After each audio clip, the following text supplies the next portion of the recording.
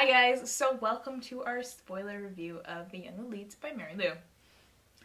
Yes, so we have never read Mary Lou before. I know she did that whole Legend series, but I kind of started it and I never finished it. Oh good, that should have gone in the other blog. But yes, so we were kind of going into it blind. We don't know kind of anything about her writing style, anything about her way of kind of running characters into each other and off of each other and running them into stuff. But we learned pretty quick, I think. Well, the way you sold this book to me was, this seems like something you would do. I'm just like, you say well, that to is me, it? and I'm just like, I don't think I can trust this because I know how I write and I know what's happening to my characters. And I start reading it and I'm just like, oh, no. And what did you conclude about yourself? I am a horrible human being. My characters are doomed, and I'm just reading this and I'm just like, if you think like I think, then yep, oh, nope, tone it back, no, just, so this book. Okay, so the plot is very simple, sort of. Basically what happens is there's been this blood plague that has ravaged through a bunch of kingdoms, and no adults survive, but the children who do survive are generally come out, like, scarred somehow.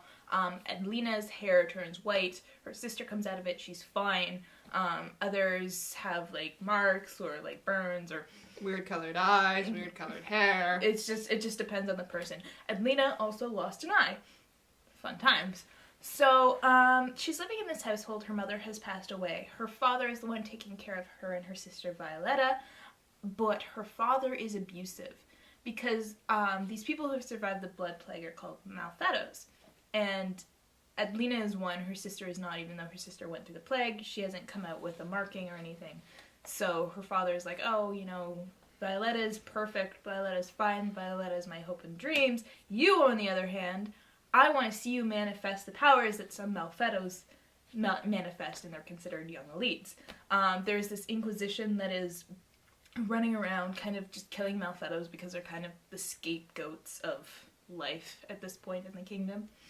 And so her father wants her to manifest her powers to, like, maybe turn her in, or I don't know. Make money off of her, all the fun stuff. It gets to the point where, because she's pretty much useless to him, he's going to basically sell her off to be some dude's mistress.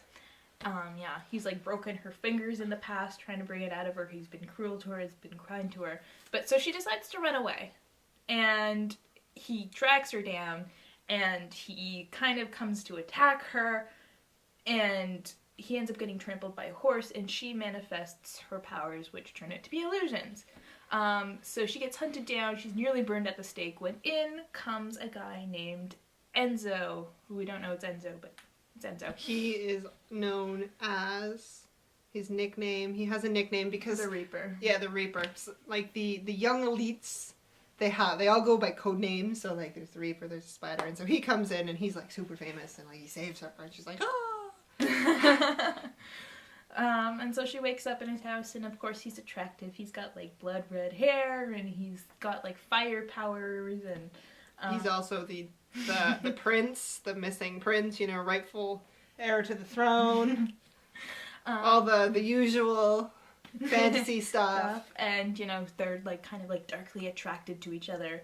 And so he's like, so, you can join me on my quest to regain power and possibly save all the Malfettos, or I'm not sure what'll happen to you, but you'll probably end up getting bumped off by one of my underlings. Oh, and by the way, I can't just, like, bring you into this, like, super secret circle. You have to pass tests because, you know, only the best. And I'm sitting there and I'm like, oh, look, it's another one of those books. And, oh, we have to check what your strong, like, personality aspects. And I'm like, why?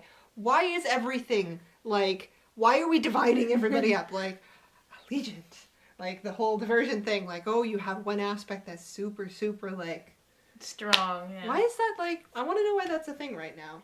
I guess it's, like, it could be identity. Like, oh, you know, you have to... Like, you want to understand your identity. So we're gonna boil it down to, like, one simple thing. But... So anyways, they find out that, like, there's a bunch of different kind of alignments you can have, like passion, joy, a few other ones, but the main ones she's aligned to are passion, fear, and anger. Yeah, passion, fear, and anger. And so she's like a really dark person. It speaks to her like darkness inside her. And the one guy who I love, he's his name's Raphael, and he's described as like absolutely graceful, beautiful, whatever. And he's a courtesan. Yeah. But he's a really good one because his powers allow him to kind of like alter moods and like read moods and change pull on them. heartstrings. Yeah, and he can also sense other elites.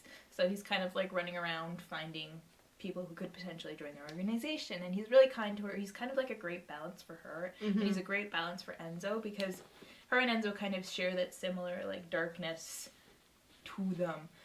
Anyways, she's kind of like building on her powers when the Inquisitor who nearly torched her in the square, his name's Terran, he's also another big character, comes running in and he's like, hey, you clearly joined the Young Elites, and I need you to spy for me because I've got your sister. And instead of actually telling them, which I'm pretty sure would have solved the problem. Yeah. I mean, and she thinks about it and she's like, they'll probably kill me if I tell them. I'm like, why? You literally just told them the truth, and you can mislead them with information, right? Like, this is like perfect for them. Why aren't you telling? Oh, you're just gonna make this difficult. Oh. Okay. We're doing this. And that was stressful for me. I'm like, oh yeah. I was like, I can't. We just had to tell them. And then she had other opportunities along the line where she could have had a long list of narrator main characters who have just not like jived with us. Just like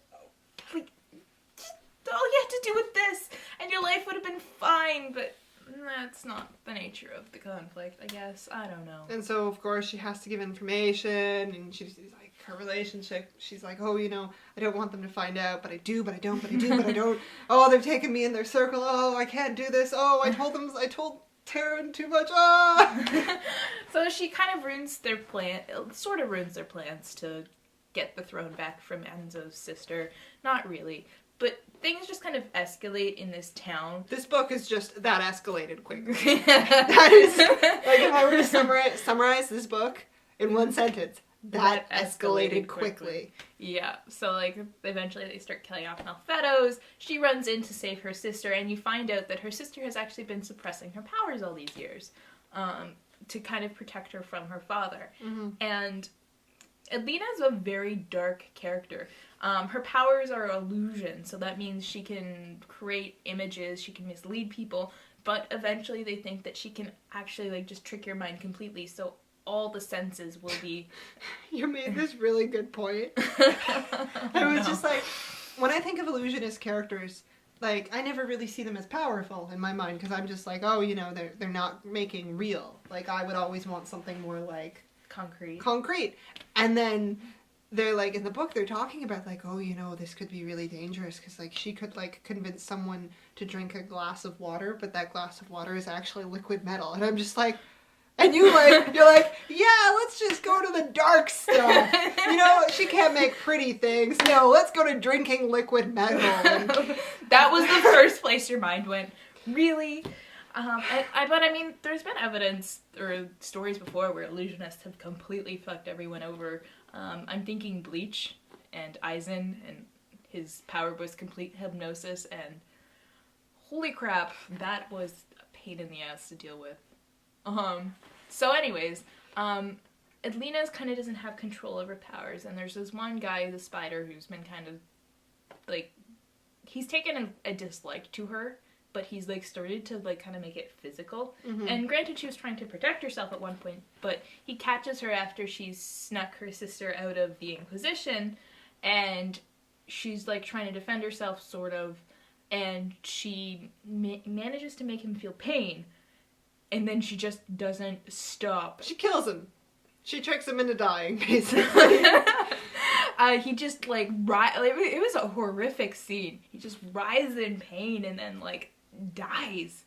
And it was like, I had to put the book down. I was like, I am very stressed out right now, and I have to go back to my stressful job, and these two don't match, so I'm gonna go over there and read Lev Grossman, because apparently he's become my pillar of sanity. So I just kept going. I was just like, All right, I've watched Videodrome. This is nothing. I don't know. I could see it pretty vividly in my mind, and I was like, I am stressed out right now. You've made so many stupid decisions. I can't deal with this. So, of course, this is the beginning of the climax. This is when everything hits the fan. That escalated quickly. Okay, go for it. So basically, all the young elites are coming out, and everything's gonna blow up. And Enzo turns to Taryn, and he's like, "Okay, yeah, let's do this. We're gonna have a fight, 1-on-1, and then if I win this, if you win that." And he's like, "Cool, let's do that." And everybody's like, cool, "Yeah, let's do that. yeah, no, this isn't gonna work out. This is clearly they're gonna cheat, so we're gonna cheat." So they have They're both this, cheating. we're cheating at one another at this point, and so they're fighting, and it just. She's doing illusion stuff. The person who controls animals is controlling animals, and everything is just gone to crap. People are terrified and running and screaming and panic. And so all the Inquisitors are coming in to cover Taryn, and so she goes running in, and she gets attacked, and so she's been stabbed, and she's writhing in pain, and so she's she sees Taryn coming for her, and she's just I'm going to do that thing again that I did to the spider. I'm going to torch him. I'm going to make him suffer. And she does. But it's not the spider. No, it's not Taryn. It is Enzo. Our good friend Enzo. And she kills him. Just bam. And there goes the first potential love interest. How many more can we bump up? And so... Was it? Yeah, they get her out of there. The young elites take her out of there. And then there's this kind of really, painful scene where they're just okay, so what did you do? Tell us everything. Start from the beginning. How long have you been, screwing with us? And she tells them their story. And then finally Raphael's just I do like you, but you're too dangerous. You can stay here one night, but... That's it. That's it. You and your sister gone. And so she starts trying to manipulate him, and I'm like, no, you fool! You're just proving to them. You are I just wanted to take her and shake her the entire book. Oh. But anyways, so they do leave, and she's like, I'm going to create a new society, and you're gonna regret not killing me.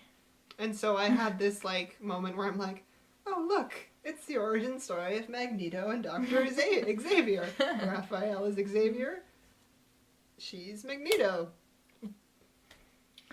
I don't know what's going to happen in the next book, because she kind of left some things unclear.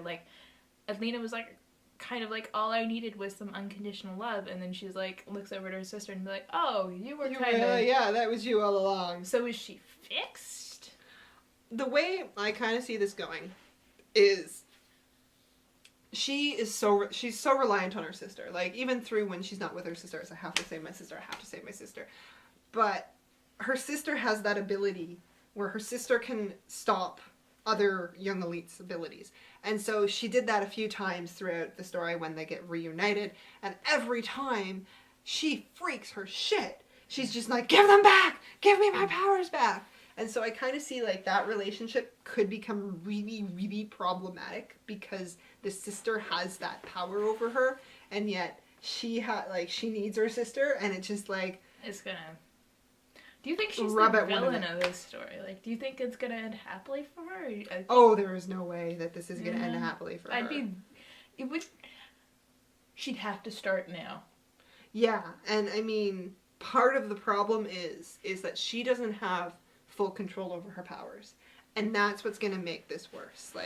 Throughout the book, she's she sees her father, and her father talks to her, and I'm like, why are you talking to, what's happening? It's an illusion. She is performing illusions on herself, and she can't control them. And then when he dies, she starts seeing Renzo as an illusion too.